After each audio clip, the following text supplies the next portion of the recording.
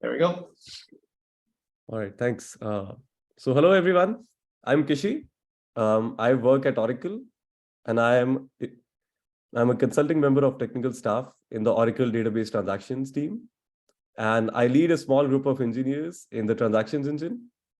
So today we'll be going over a safari through Oracle's dense transactional jungle.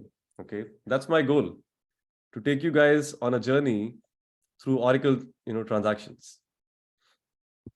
And I want this presentation to be more, I guess, to be like two-sided, okay, not one-sided. So in case you have any questions, please ask. Okay, feel free to stop me. But yeah, we will keep a time check as well. Okay.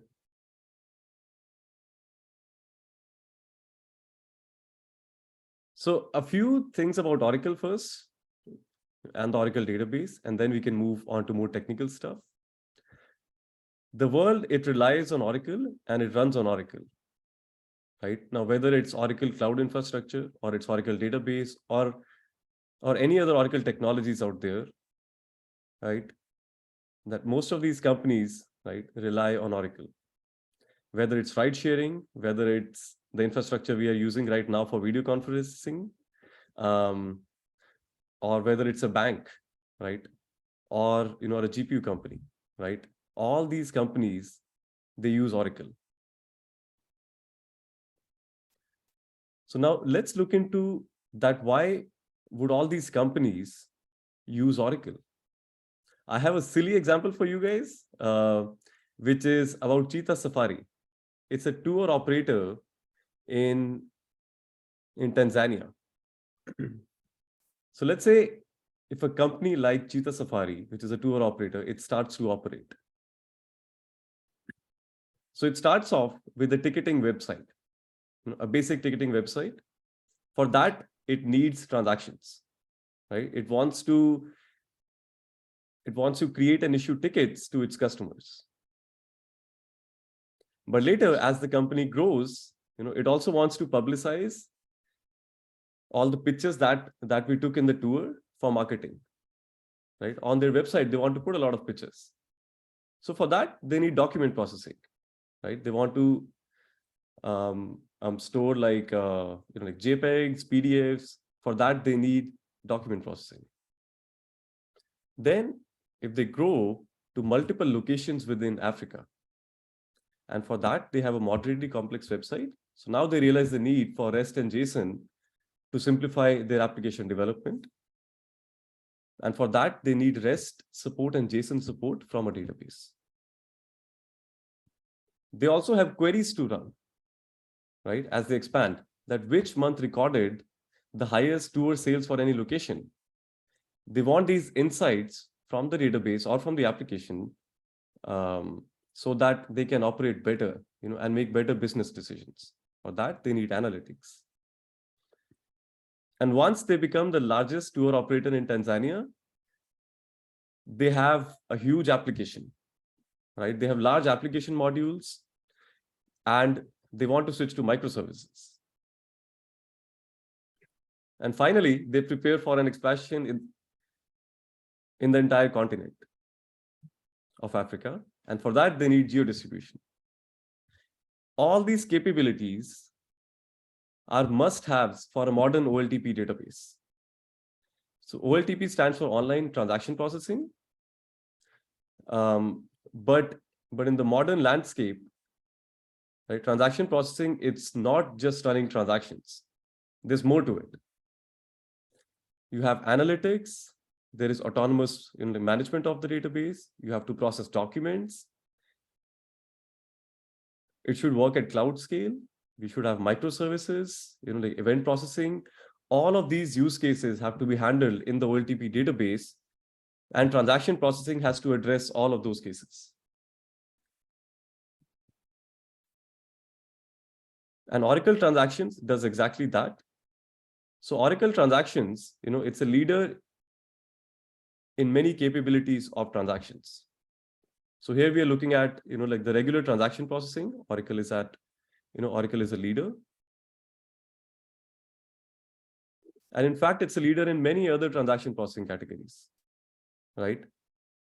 Whether it's augmented transaction processing, which is basically, like analytics plus OLTP combined inside a database. So Oracle is a leader in that. And other fields like stream and event processing. So you can think of it like IoT workloads, where you have like devices which are producing massive amounts of data in a very short amount of time. Then you have operational intelligence, which is again a form of analytics. So it's used for real-time business decisions. So even in that category, Oracle is at the top. So enough about Oracle, and about Oracle transactions, right? Let's talk about the database architecture first. And then, right, my plan is to walk you guys through the design and implementation to some aspect of Oracle transactions, right? But let's look at the architecture of the database first. So we have a concept. Okay, first let's go over the concepts, okay, in the basics, right? So, okay, what is a shared disk architecture? So a shared disk architecture is an architecture where you have a database server and you have storage, which let's say it lives on a different server.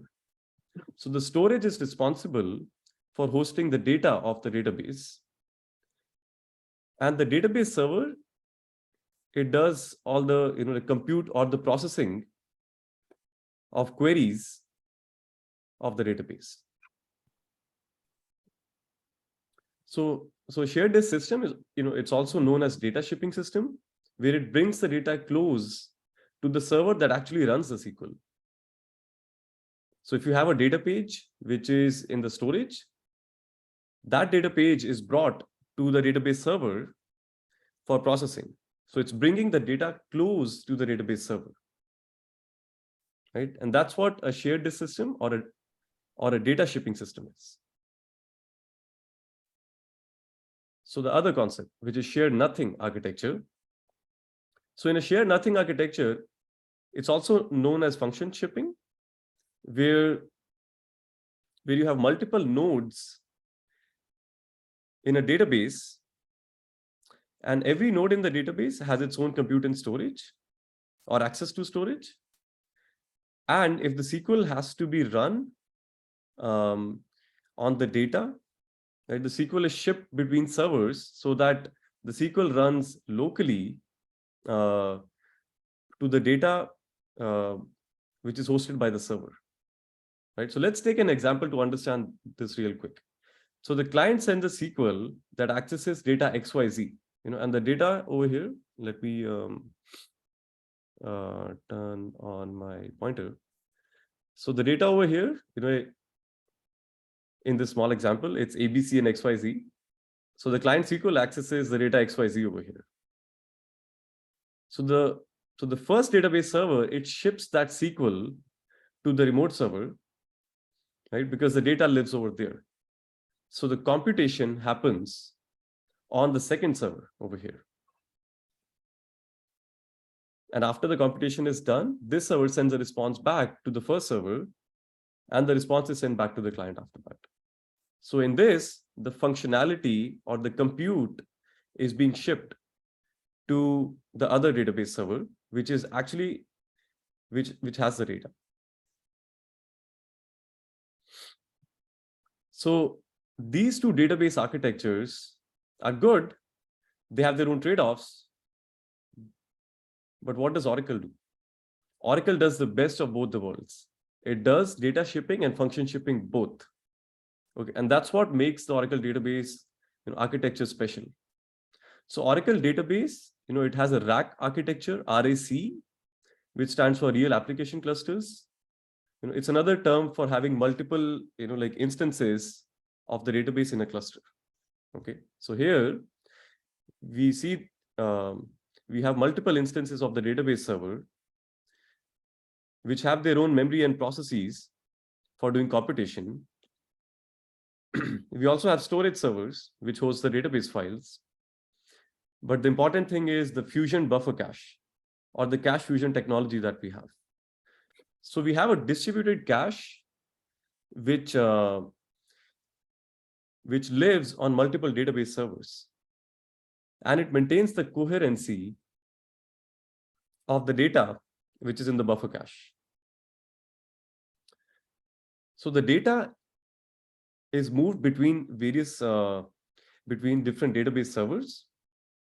So if the data lives on this server, right, on database server 2, and it's accessed by database server 1,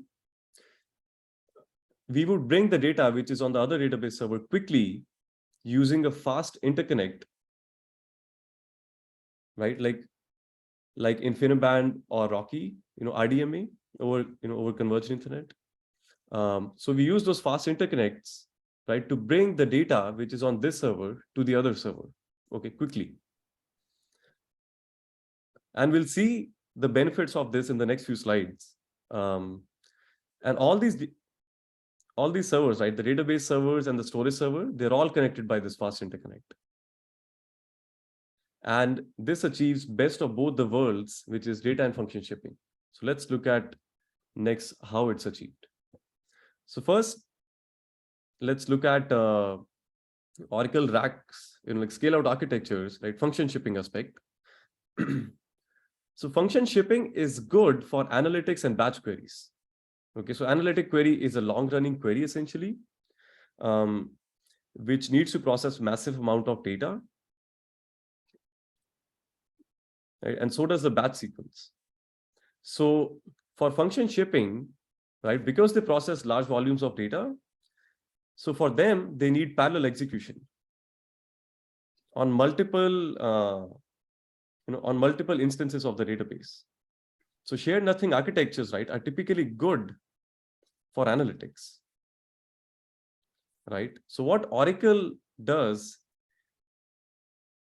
it breaks the SQL, right, for the analytics into multiple SQL fragments, which are executed in parallel across multiple database instances. So we distribute and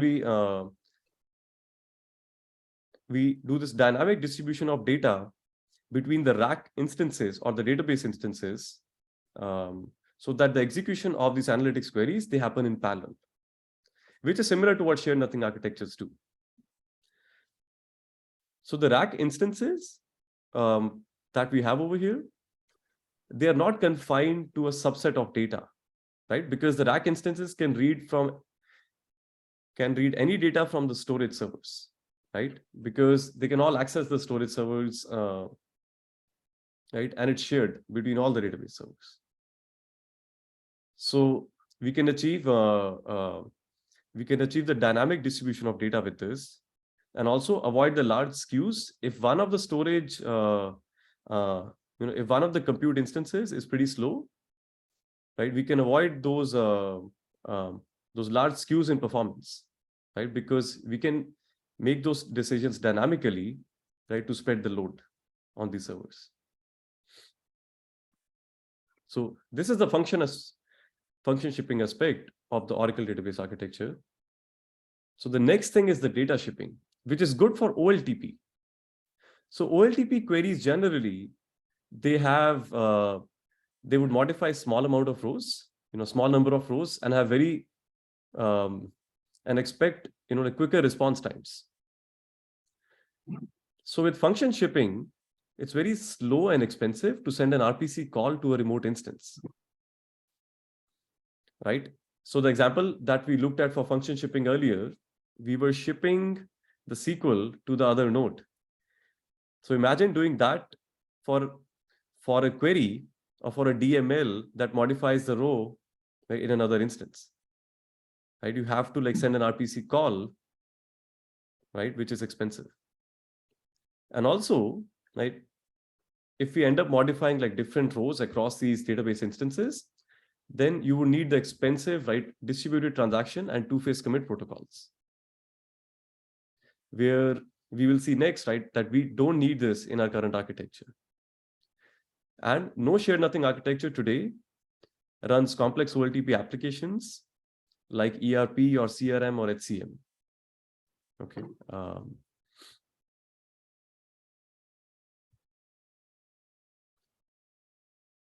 So how is data shipping good for OLTP? So we do local execution of these OLTP queries. So the short running OLTP queries, they can directly run on the instance which receives the application request. So if the application request comes on, comes on the database server over here on the first instance, then it executes OLTP request. Okay, right over here. It does not have to ship it to the other instance. Right? And that is because all the data, right, can be accessed by this database server from the storage server directly by reading from the storage server and caching it in the buffer cache. Or if it's already in the buffer cache, then great, right? We have in-memory access. Right? Or if the data was cached by this server and the OLTP request now comes on the other server, which accesses the same data, then we ping the data from the first instance to the second instance using smart buffer cache over here. Right? So we keep the data coherent. And by using the fast interconnect, we ping the data to the other block. And it makes that data transfer faster. And if the same query, if an OLTP query is accessing the same data over and over, then we also leverage the buffer cache temporal locality. So it makes it faster, right? It makes the OLTP faster. The very first time you may end up doing an IO, but all the subsequent accesses would be of memory. So it's much faster. So let me, stop over may here. I ask a question here? Yes, I was going to stop. Yeah, go ahead.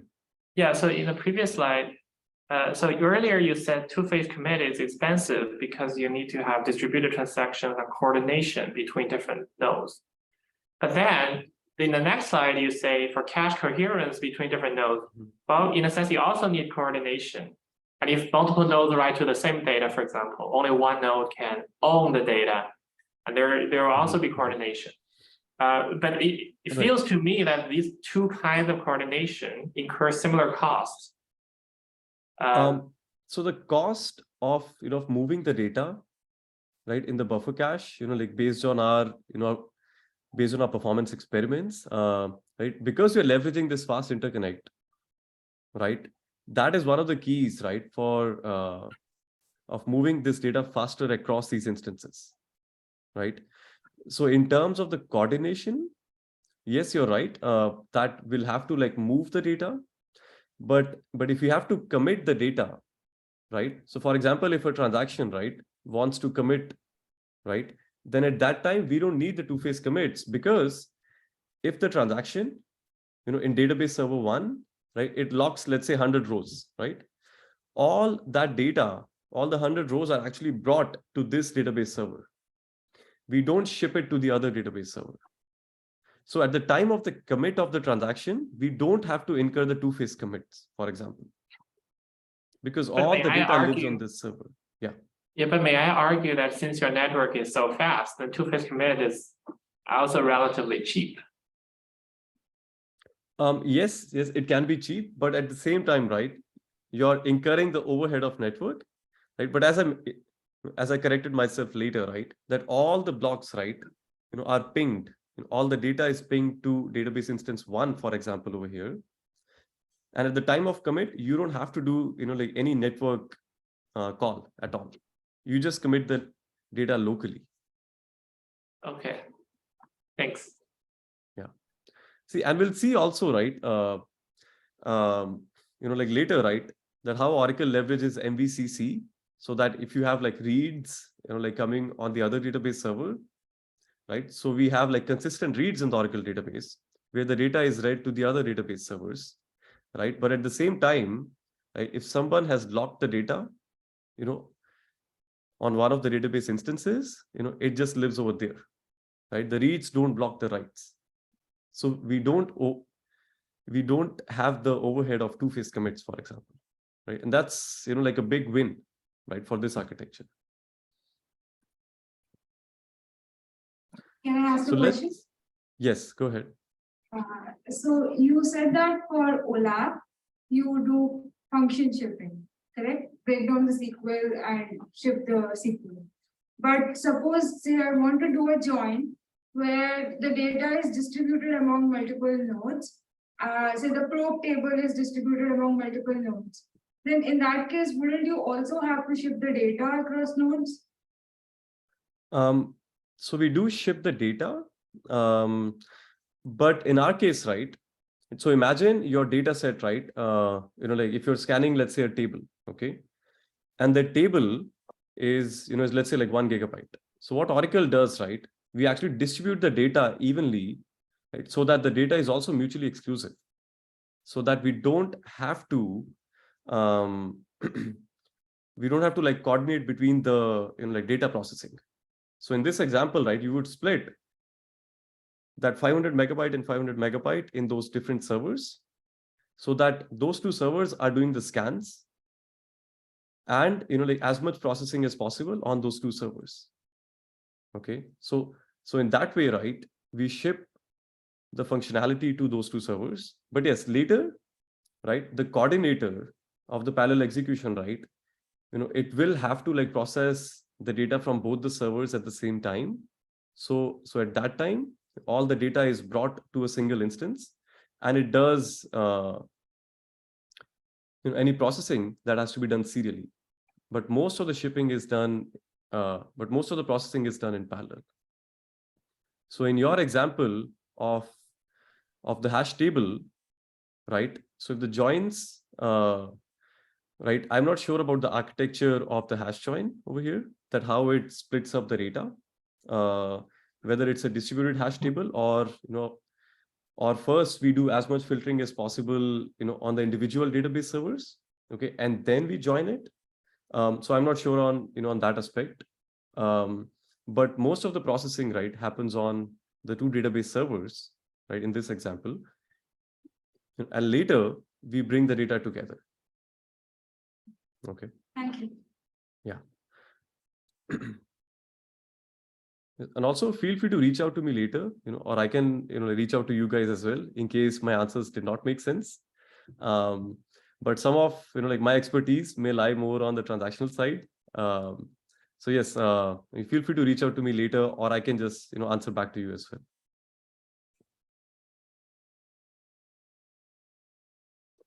So let's discuss, a few more concepts before we dive into the transactions land. So I guess that this group may mostly be familiar with some of these concepts. So it may be a repeat, or I guess it may be, like, it may not be interesting. So I would quickly cover some of these concepts. Okay. So write ahead logging.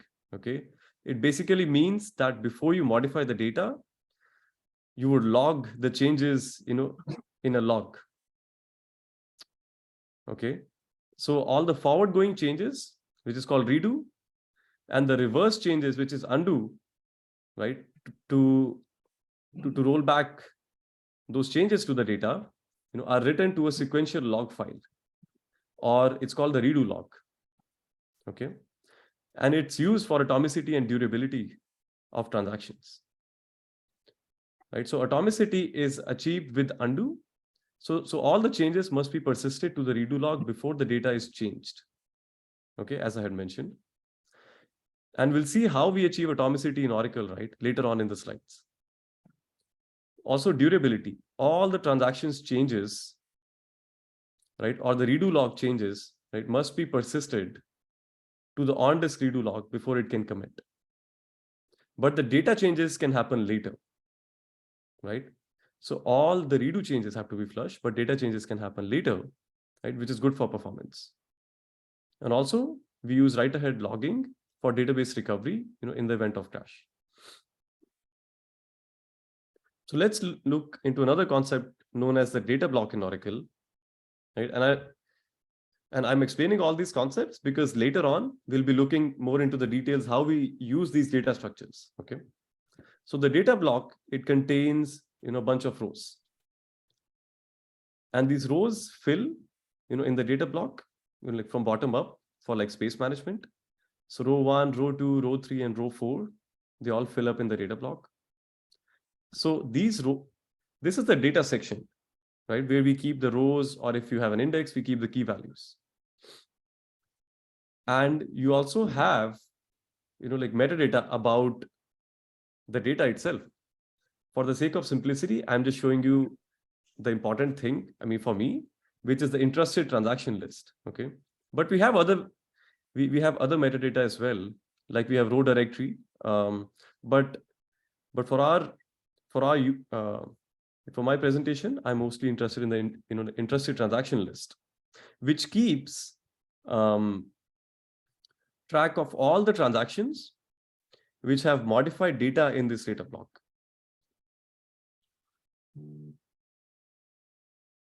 So why do we have an ITL in the Oracle, in the data block itself? So it's to identify which transaction has locked a row. So for example, if transaction 2, which is active over here, if it's modifying row 1, then row 1 has a pointer to transaction 2, which signifies that the row is locked. And also in like multiple rows, right? So if the same transaction 2, it modifies row 3 as well, then row 3 also points to it, right? So within the data block, right, multiple rows can point to a single ITL entry, right? And multiple rows can be locked by a transaction. Okay, so it's good for space management as well. But the row locking aspect is something that we'll look next. So Oracle has fine-grained concurrency control using row locks. So we looked at this thing where row 1 gets locked if a transaction is active. And row 2 can also get locked by another transaction at the same time. So we achieve fine-grained concurrency control because multiple transactions can run at the same time because of these row locks. And these row locks, they are persisted. So the fact that they're persisted, right, it's great for scalability of the number of changes or for long-running changes, for long-running transactions. So if a transaction makes a lot of changes to the data, right, you have to maintain those row locks. And if you have those row locks in memory, you would be limited to the size of that memory, right? So the row locks are persisted in Oracle for that same reason. But we have a few other interesting reasons, like the database can be opened, right, without waiting for the transaction recovery to complete. So in the event of a crash of the database, right, let's say you had a few transactions that were active, right? These 2 transactions are active. And if everything was shut down, all the memory vaporized, then in that case, after you start up the database, right, then in some databases, you have to wait for the undo application phase to open the database. But in Oracle, right, you don't have to wait for that. Because the row locks are persisted. So if some transaction wants to access the same data that was locked, right, it unlocks that row, okay, using cleanouts, which we'll discuss next, how it's done.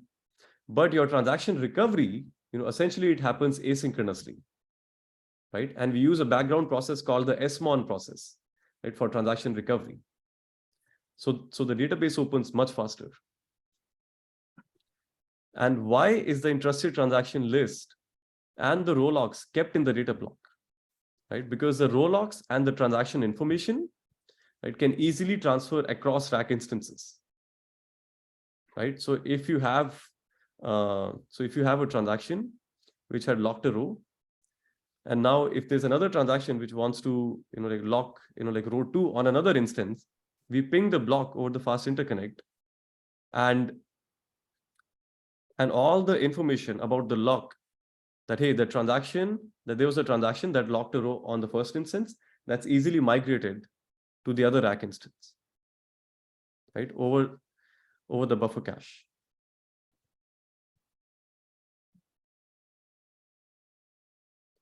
We also have a system change number in Oracle, which is Oracle's internal clock. So it is a monotonically increasing logical timestamp. Okay, but why do we have that clock in the Oracle? It's to order the events in the database, right? So every time we modify the data, a redo record is generated, right? And every redo record is tagged with an SEN so that we can order the changes. And at the time of a transaction commit, right, we also have, every transaction commits as of an SEN, at a particular SEN, so that the transactions can be ordered using those SENs. And it's also used for database recovery, right? So we need to figure out that from where in the redo log, right, should we start recovering the database, and where should we stop? So we use SENs for that purpose. So every statement, every transaction or commit, it has an SEN. So when a statement runs, it runs as of that SEN. Okay, and I'll talk about consistent reads for these statements, later on, and how we use the SEN for consistent reads. So quickly, just going over the concept of undo, right, for some of you who may not be aware. So it may be evident, by the way, but it's really interesting to see that in the database, right, for every forward-going change, right, let's say you inserted a row or updated and deleted. For every change, you have a complementary change which goes back, right, which takes your transaction back. For an insert, right, the complementary operation is a delete. For an update, it's an update. For a delete, it's an insert. So we have undo in the database, but why do we have undo compared to the row versions in the Oracle database? Some databases, right, they store the row versions itself. Okay. We don't have to do this complex garbage collection for the stale row versions. So as transactions move forward and make changes, right, and if they roll back, they would lead to stale row versions. But in Oracle, right, we don't have to do that complex garbage collection over here. So the undo is recycled automatically using an undo segment, which I'll discuss next. So we have undo segments in Oracle. Okay, and feel free to stop me, by the way, for anything. Okay.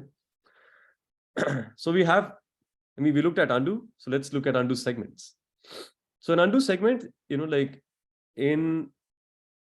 at a very high level, it's a persistent circular buffer for storing undo.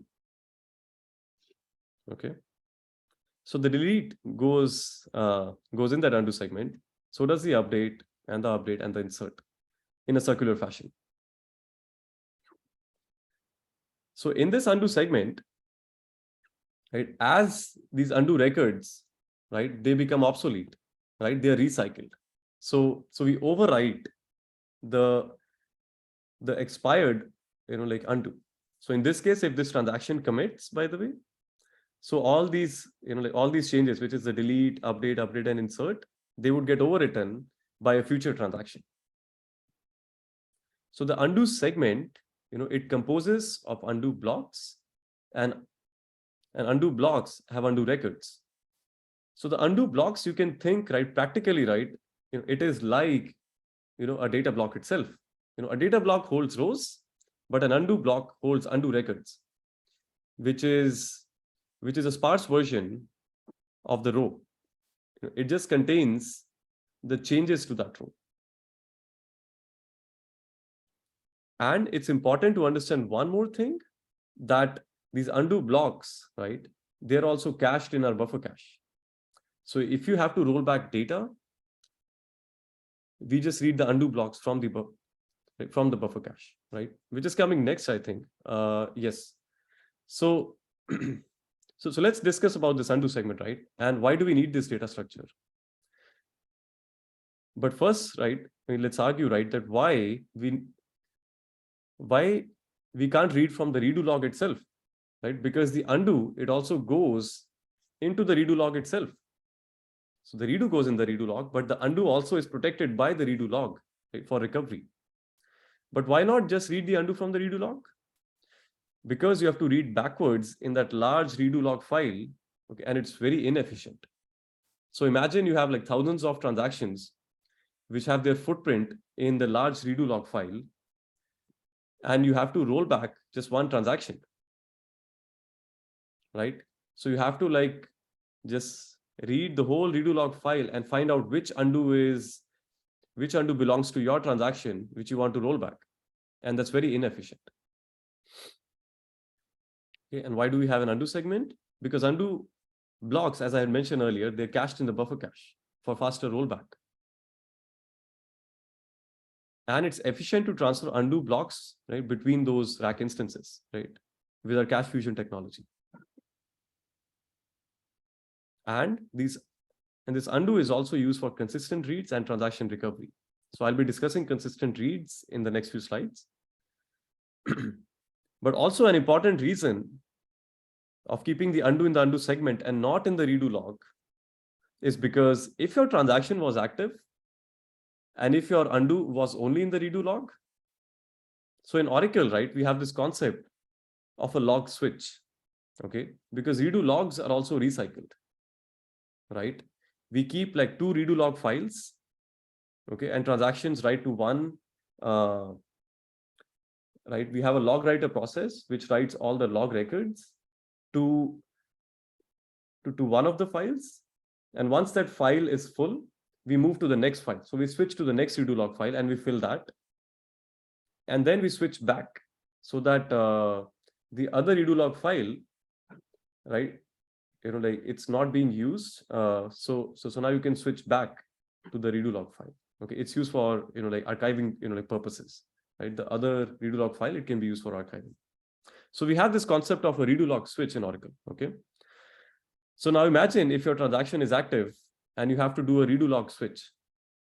If you switch to another log file, redo log file, then you cannot read the undo which was in the previous log file, right? Because you have switched the redo log file. So that is why, right, we use an undo segment so that this transaction is kept active, right? Otherwise, it would block the redo log switch. So the undo segments, right, they don't,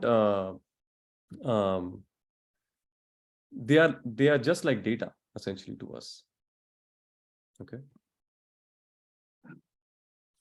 So now that we have discussed some concepts, so let's talk more about transactions. And I can see I'm running, like late on time, right? So I'll try to speed it up as well.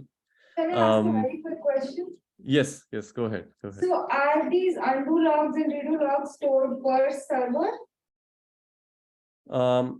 No, in the shared, storage, in a separate storage area. So our redo logs, right? So our redo logs, yes, they're shared between all the servers, all the database servers. But all the database servers, they have, they write their own redo log, right? So we have this concept of rack instances, as I had mentioned. So every rack instance, right, it writes its own redo logs, okay? But later, these redo logs, like are merged essentially, in the storage. Right? Does that answer your question? Yeah, great. Thank you. So what is an Oracle transaction, right? And I'll take the, like same silly example of the Cheetah Safari app, right? So let's say if it has to create a ticket, right? To create a ticket, right, what it does, it creates a new customer and it adds that customer to the customer tours. Okay, and it commits those changes. This is what a transaction is, because you want to atomically, like make these changes and make sure that all these changes are durable on a crash. Right? So the first statement in Oracle, the first DML statement, it begins the transaction. And then you have data modifications, which are these inserts, and then you commit. So we'll look into the life cycle of an Oracle transaction next. Okay. So let's look into the beginning of a transaction. How do we begin the transaction? We saw the undo segment, aspect, right? So a database session, right? when it has to begin a transaction, it does something called as undo segment binding. Okay. And here I'm getting into the guts of the Oracle transaction, that how we do it. So it's more of like design and implementation aspect, which not many of us get to see, like in college. So let's, look at that, right? So the database session, first it needs to bind to an undo segment. So it binds to the recently accessed undo segment, for load balancing. After you bind to an undo segment, we'll allocate a slot in a data structure, which is called a transaction table. So the transaction table, it lives in the undo segment, right, into the undo segment header block. And this transaction table is nothing but it has a bunch of slots in it. And this transaction essentially, right, it takes one of those slots, right? So an incoming transaction, over here, it took this slot number 2, right? And this is important, okay? Like this transaction table data structure, it achieves a few things for us, right? Which we'll look at next. And this transaction table, essentially, it looks like this. It has, a bunch of slots. It's not just 5 slots. It just, like compacted, for the slide, but it has a bunch of slots, right? Based on the size of the data block. We have the state of the transaction, whether they're committed or active, right? We have sequence numbers and the SCNs, okay, which are the start and commit times of the transactions. So committed slots in Oracle, right, they get reused by incoming transactions. Okay. So if you have, a transaction which is incoming, so what it does, right? So in this example, right, slot number 4 got reused.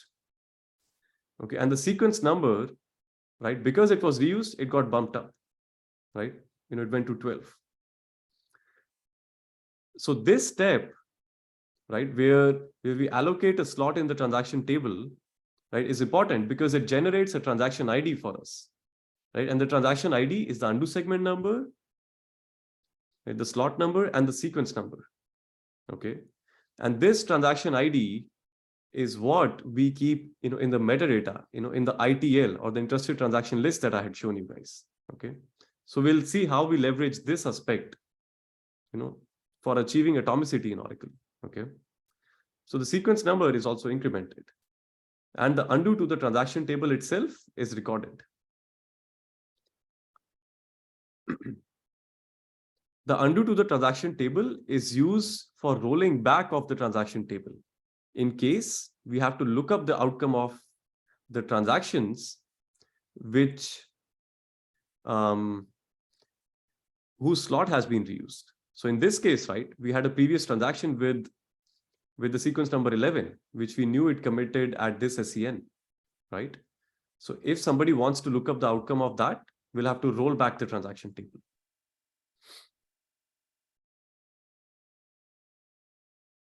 So the final thing in the beginning of the transaction is writing the undo itself. So simply we write the undo in the undo segment itself, okay, for the data change, right? Because it's the first DML, right, which begins the transaction, but at the same time, it's a DML, so it's modifying data. We have to write the data for that insert, which is the delete in the undo segment itself.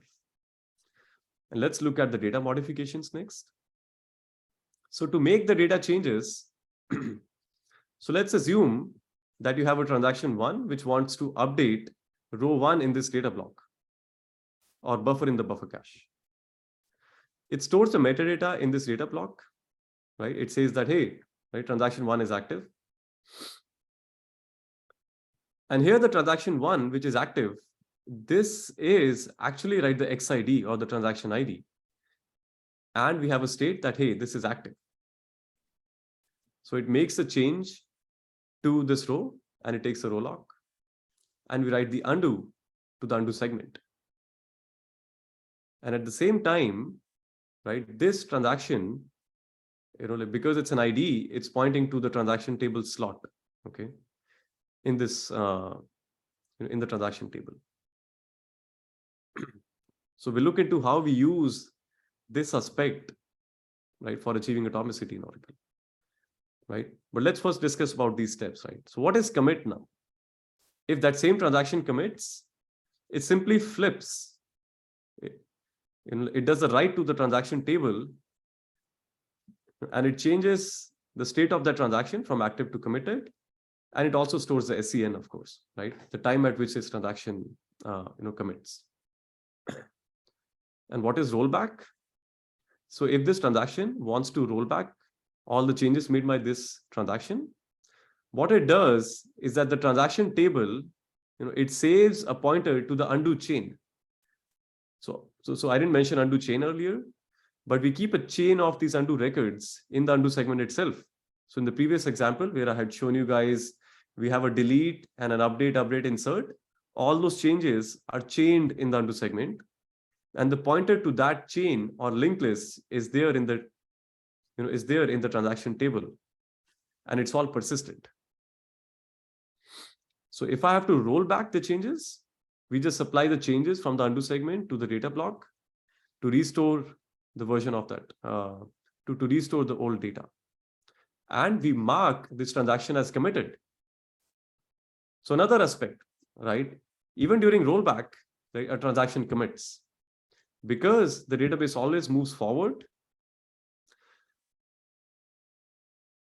even the rollback, right, the change that's applied, that's also a change to the data. Okay, so transactions in Oracle always commit, because even the undo is a change. Let's quickly do a time check. I guess, yeah, we have time. So let's look into how we achieve ACID in Oracle. Okay, so far we looked at the life cycle of an Oracle transaction. We looked at the database architecture, but let's fit in all of those things into how we achieve ACID on Oracle. Okay, the same example, right, for the transaction. Okay, so we have ACID, right? I won't go into the details of what ACID is. I assume that many of you know about it, but ACID is basically atomicity, consistency, isolation, and durability, right? And we'll look into this next. Okay, how we achieve those aspects. So atomicity means all your data changes should be atomically, changed, and should be atomically visible to all the readers in the system. So imagine the same transaction, which I had, like transaction number 1, it modified like multiple rows, row 1, right, row 21, 11, 31, right? It modified all these rows on different data blocks, right? So how do we atomically change those data blocks now? And that's using this data structure called the transaction table, where this transaction was active. And all these data blocks, because they have the ITL or the interested transaction list entry in the data block, which points to the transaction table, if I flip the outcome of this transaction in the transaction table to committed, right? The fact that everybody is pointing to this record, all the data changes, are atomic then. But you may ask that, hey, that I have this footprint of transaction in the data block where I had saved some metadata which says that this transaction is active, right? I've not changed that active to committed. That is marked lazily, in Oracle. So the data blocks, like active to committed change, it happens lazily. And it's using a thing called clean out of data blocks in Oracle. Okay. So remember the atomic commit where we had flipped the outcome of this transaction to committed, but the data block still says that this transaction is active, right? And the row is locked. So the next query or the DML, it does a clean out. The next reader essentially, or the writer, like if that is reading this data block, right? It notices the row is locked. It finds that this transaction is active. Then it consults the transaction status in the transaction table. And it finds that this transaction is committed. So then it marks the transaction as committed. And we also release the row lock. So this clean out itself happens lazily. And it's a log change. It goes into the redo log itself. And how do we achieve faster data block cleanouts in Oracle?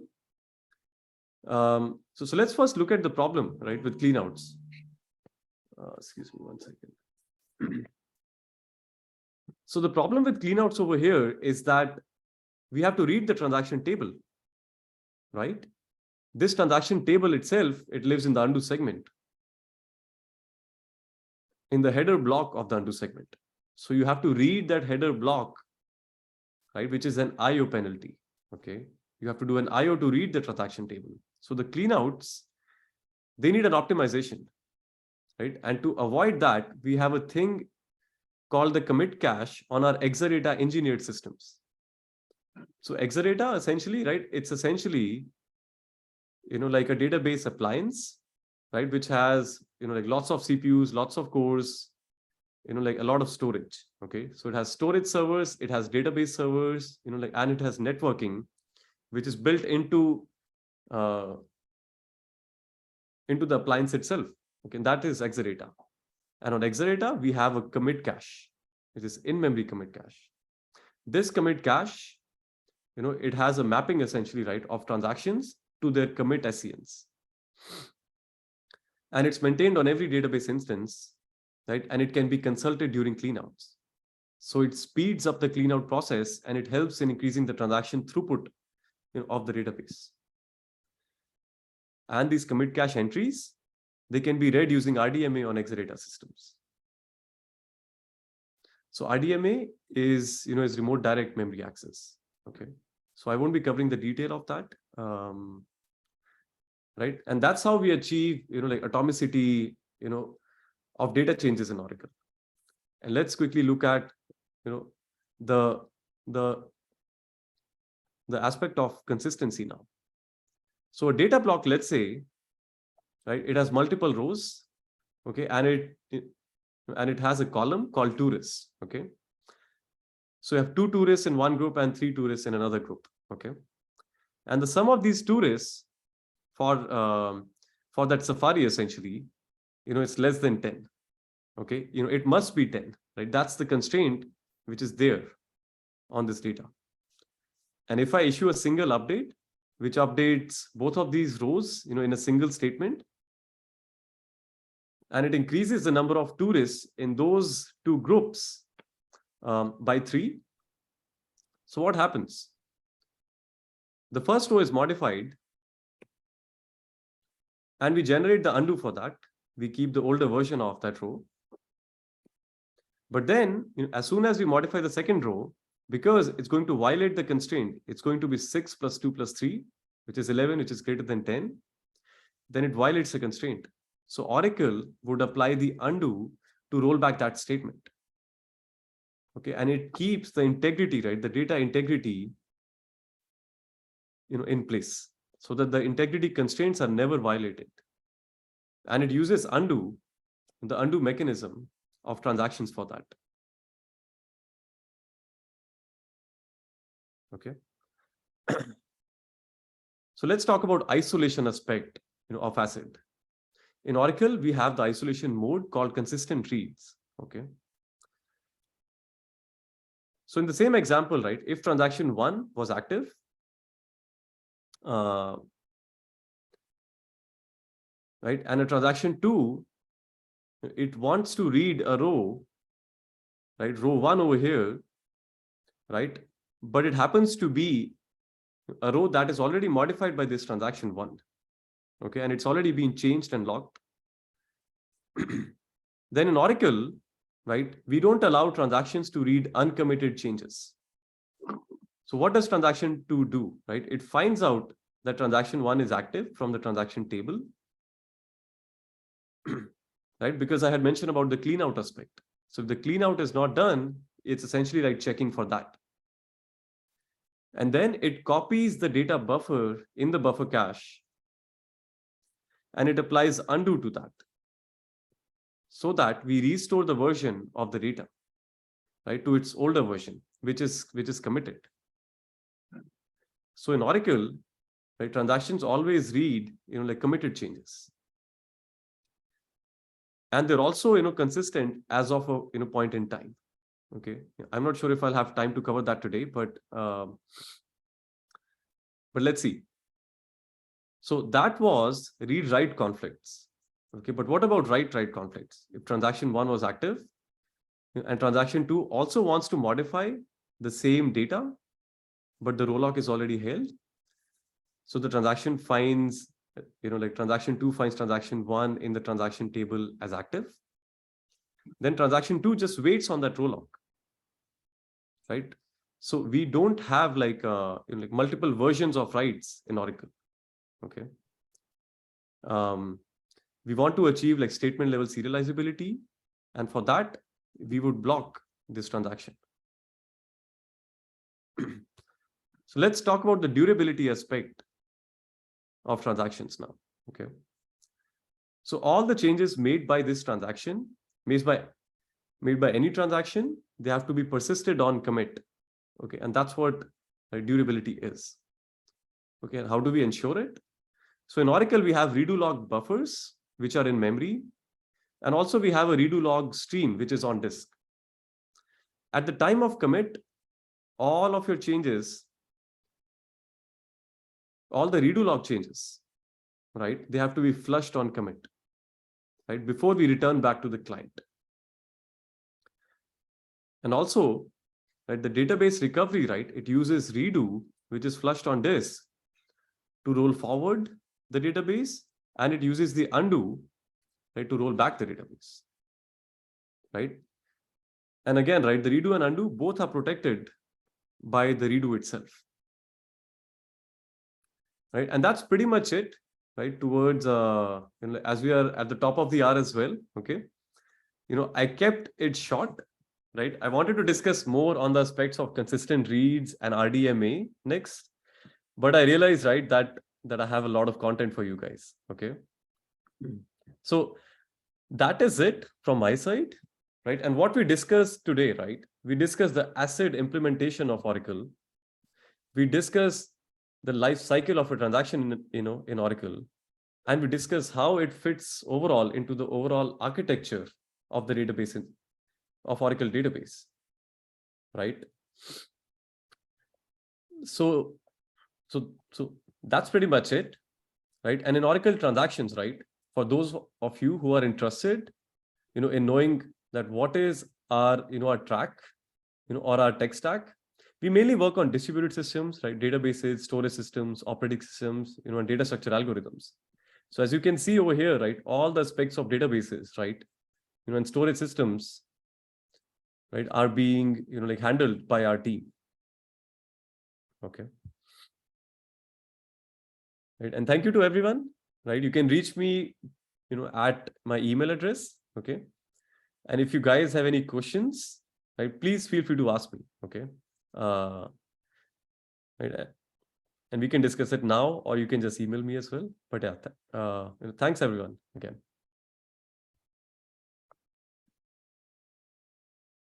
Thank you very much. So any questions, guys?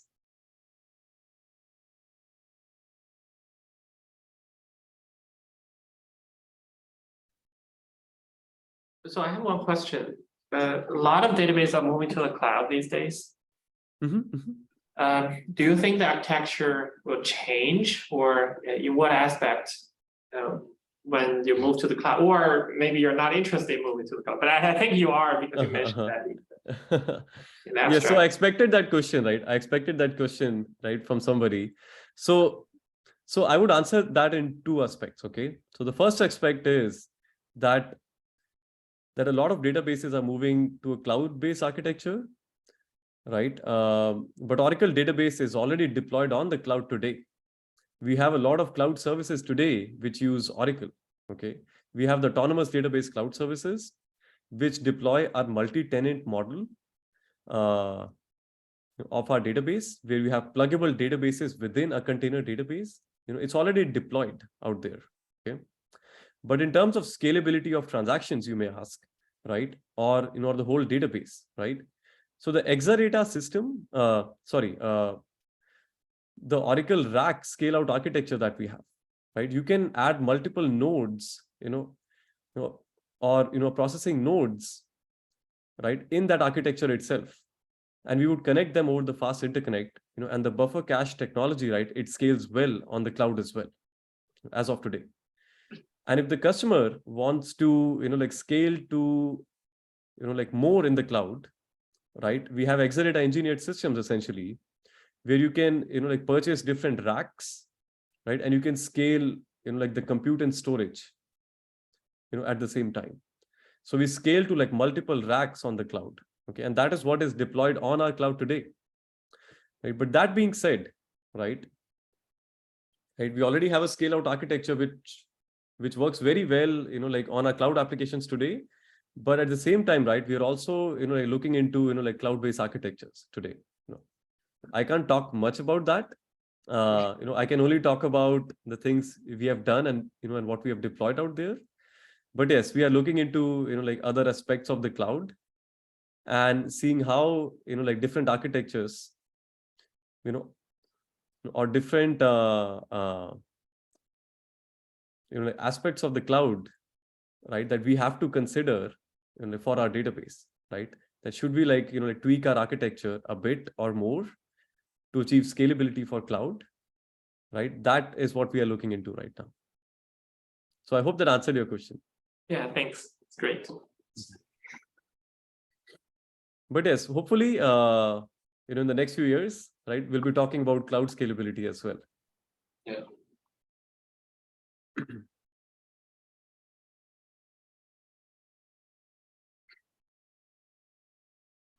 So any other questions, or otherwise?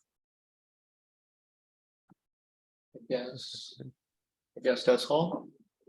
Thank you, Kishi. Yeah, thank you. Right. Thank you so much, everyone. So I did not have time to cover the slides for consistent reads, RDMA, and other aspects of scalability of Oracle transactions, right? So maybe that's for later. But yes, right. Thank you again to everyone, for asking, all your questions, and hosting me. Okay. Thanks again, to Professor Shangyao, Shaiting, right, for hosting me. It's great that we are connecting, we are in touch, right? And we connect the academia, and the industry, and we meet, to discuss various ideas. I really like it. And thanks again, right, for hosting me. Yeah. Great. Looking forward to future collaborations. Yep. Yes. Thank you so much. Thank you. Thanks, Kishi. Thank you. See you. See you guys. Thank you.